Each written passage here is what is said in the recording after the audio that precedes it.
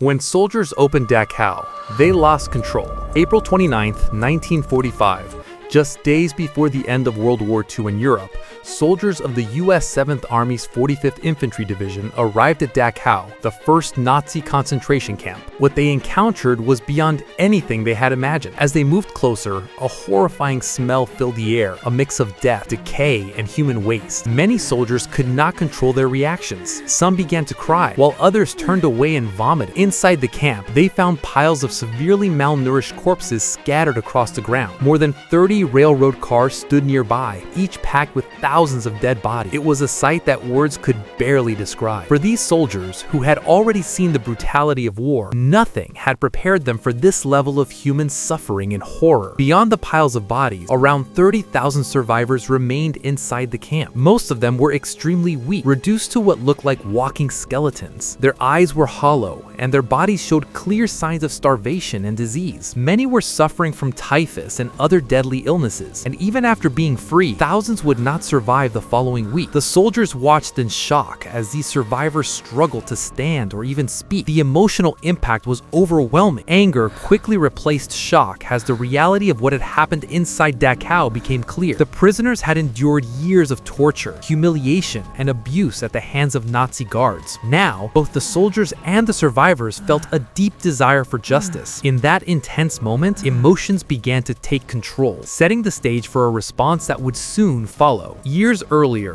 in 1933, Adolf Hitler had risen to power as Chancellor of Germany. Soon after, the Nazi regime began establishing concentration camps to eliminate opposition and tighten its control. These camps were designed to imprison political enemies, including communists, social democrats, trade unionists, and others seen as threats. Prisoners lived under constant fear, facing brutal punishments and harsh conditions enforced by the SS guards. Dachau, located near Munich, was one of the first of these camps. Established in March 1933, it quickly became a model for future camps. Under the command of Theodor Eicke, strict rules were introduced, where even the smallest mistake could lead to severe punishment or death. Dachau also served as a training ground for SS guards, turning it into what many later described as a school of violence that shaped the cruelty seen across the entire Nazi camp system. In its early days, Dachau held around 5,000 prisoners, mostly political opponents of the Nazi regime. However, over time, many other groups were also sent there. These included Jehovah's Witnesses, Roma and Sinti people, homosexuals, and individuals labeled as asocial by the regime. Although relatively few Jews were initially imprisoned at Dachau, this changed as Nazi persecution intensified. After the events of Kristallnacht in November 1938, nearly 11,000 Jewish men were sent to the camp. Many were later released, but only after proving they planned to leave Germany. Meanwhile, the camp itself expanded. Prisoners were forced to work under terrible conditions to build new structures, including barracks and facilities. By 1938, Dachau had grown into a large and organized complex. It remained largely unchanged until the end of the war, continuing to function as a place of suffering, forced labor, and systematic brutality. The camp administration was located in the gatehouse at the main entrance, where every movement in and out of Dachau was controlled. Inside, the camp was organized with a series of support buildings, including kitchens, workshops, showers, and a prison block known as the bunker. This bunker was one of the most feared places in the camp. The SS used it to isolate prisoners who resisted orders or showed defiance. Once inside, these prisoners were cut off from everyone else and often subject to brutal punishment, torture, or execution. The courtyard between the bunker and the central kitchen became a place of silent terror, where prisoners were executed without a trial. Surrounding the entire camp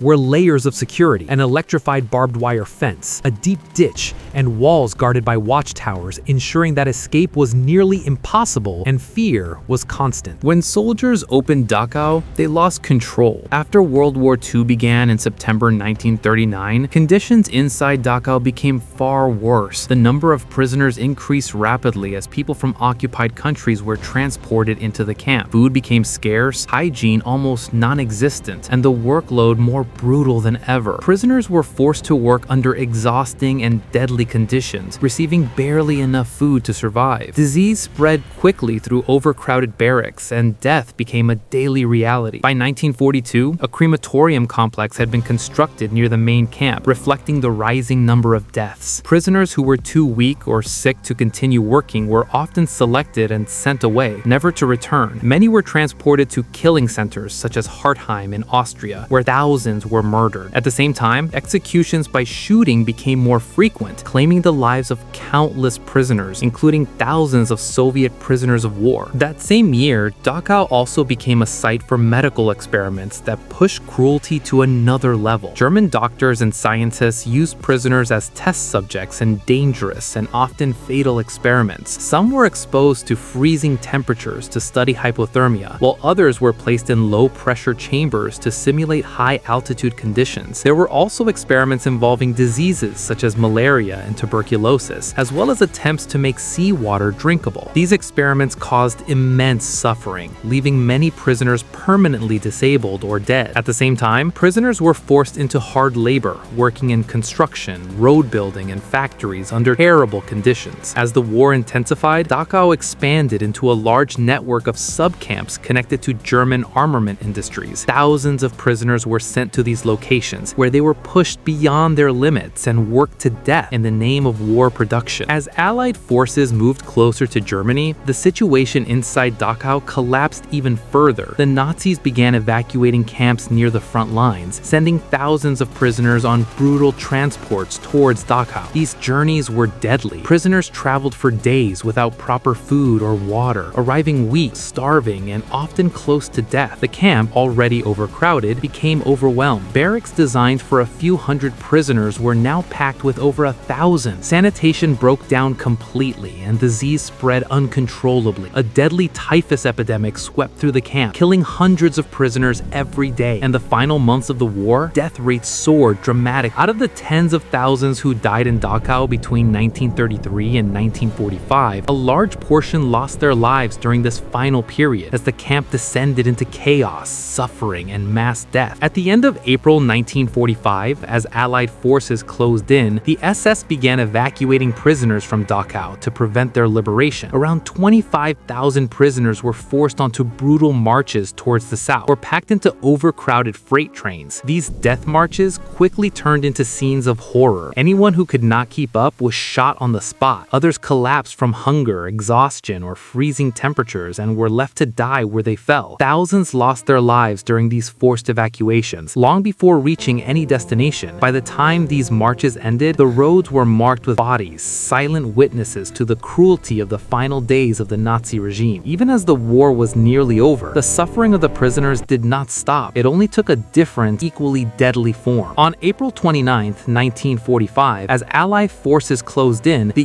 U.S. 45th Infantry Division finally reached Dachau. The camp's commandant, Martin Weiss, had already fled, leaving behind SS guards who still remained at their posts. In a final act of resistance, some guards even fired at the approaching American troops. The soldiers quickly returned fire, forcing the guards to surrender. As the Americans secured the area, they began to move deeper into the camp. What they were about to see would stay with them for the rest of their lives. Nothing in their previous battles had prepared them for this moment. Before they even saw the full extent of the camp, they noticed something deeply disturbing: the smell. It was strong, unnatural, and impossible to ignore, a warning of the horror that lay ahead. As they moved closer, the source of the smell became clear. Near the camp, the soldiers discovered more than 30 railroad cars filled with bodies in different stages of decomposition. The sight was overwhelming. The air was thick with the stench of death, making it difficult to breathe. Inside the camp, the horror continued. Bodies were scattered everywhere, many of them naked, lying exactly where they had collapsed in their final moments. Some were piled on top of each other like stacks of wood. For the soldiers, this was more than just another battlefield. It was something far darker. They began to understand that they were not only fighting an enemy army, they were confronting a system built on cruelty and destruction. In that moment, the war took on an entirely new meaning. The Nazis had tried to destroy evidence of their crimes by burning as many bodies as possible before fleeing, but the number of dead was simply too great. One soldier later described the scene as impossible to comprehend, saying that everywhere he looked were bodies and people on the verge of death. The emotional weight of what they witnessed broke many of the American soldiers. Some collapsed in tears, unable to process the scale of suffering, but others were consumed by anger. When soldiers opened Dachau,